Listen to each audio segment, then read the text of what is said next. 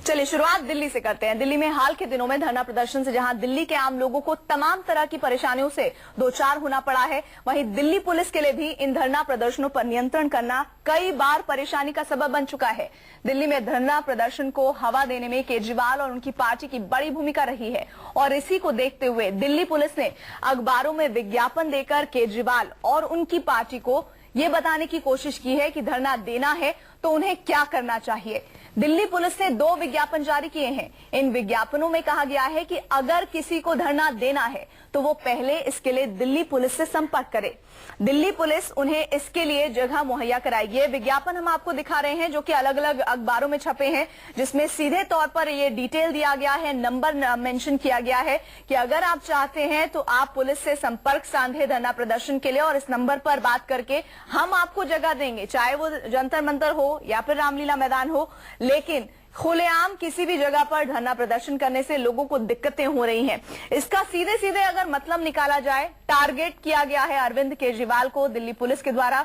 आपको पता ही होगा केजरीवाल सरकार चाहती है कि किसी भी सूरत में दिल्ली पुलिस को उनके अंडर किया जाए, लेकिन केंद्र के अधीन है दिल्ली की पुलिस और इसी को लेकर पिछले दिनों सोमनाथ भारती का जब प्रकरण आया था तो विवाद भी गहराया था। लेकिन अब सीधे तौर पर दिल्ली पुलिस ने कहा है विज्ञापन जारी करके कि अगर आपको धरना प्रदर्शन करना है तो पहले हमसे बातचीत कीजिए और जगह के बारे में सुनिश्चित करें।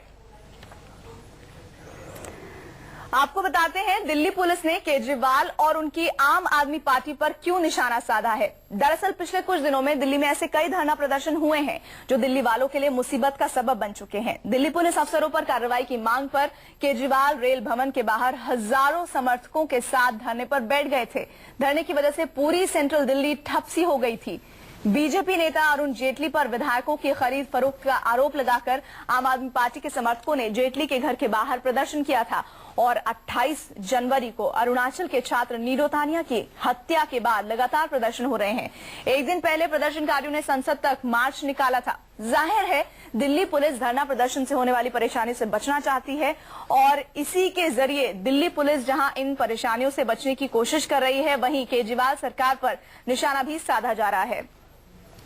और हम इस मुद्दे पर बातचीत करने के लिए सीधे रुख कर सकते हैं। दिल्ली सचिवालय का संवाददाता कुमार कुंदन हमारे साथ जुड़ रहे हैं। कुमार, पहले भी धरना प्रदर्शन होते रहे हैं, चाहे वो बीजेपी के हो, कांग्रेस को हो या फिर किसी और पार्टी के हो, लेकिन इस दफे क्या ये माना जाए कि दिल्ली पुलिस का ये विज्ञापन खास तौर पर अरविंद केजरीवाल की सरकार को टारगेट किया जाकर ही छापा गया है?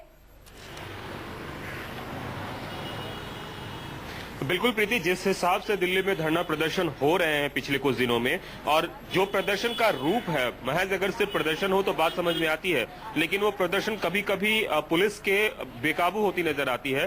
शायद यही वजह है कि पुलिस बार बार इस बात को लेकर कहती भी आई है और आज उन्होंने एक तरीके से एडवर्टीजमेंट के जरिए अरविंद केजरीवाल को बताने की कोशिश भी की है। मसलन अगर आपको याद होगा रेल भवन पे जो उन्होंने धरना दिया था उससे पूरी लुटेंस बंगलो जोन की दिल्ली जो है एक तरह से ठप पड़ गई थी। ट्रैफिक में परेशानी आई और इसके साथ सबसे बड़ी परेशानी आई सिक्योरिटी की, क्योंकि उसी समय 26 जनवरी था और एक तरह से गणतंत्र दिवस की सुरक्षा को लेकर कई तरह के सवाल पैदा हुए थे। ये पहले घटना नहीं थी, इसके पहले भी कई सारे ऐसे इंसिडेंट्स हो चुके थे जिनको लेकर परेशानी दिल्ली पुलिस को आ रही थी।